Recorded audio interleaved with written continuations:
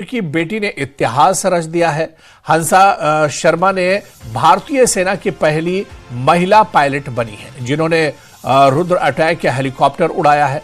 आपको यह भी बता दें कि कैप्टन हंसा आगामी सेना दिवस परेड में Helina anti tank guided missile दस्ते का नेतृत्व करेंगी जो जयपुर राजस्थान में आयोजित होगी। जम्मू से निकलकर आसमान तक उड़ान भरने वाली कैप्टन हंसा शर्मा ने इतिहास रच दिया है।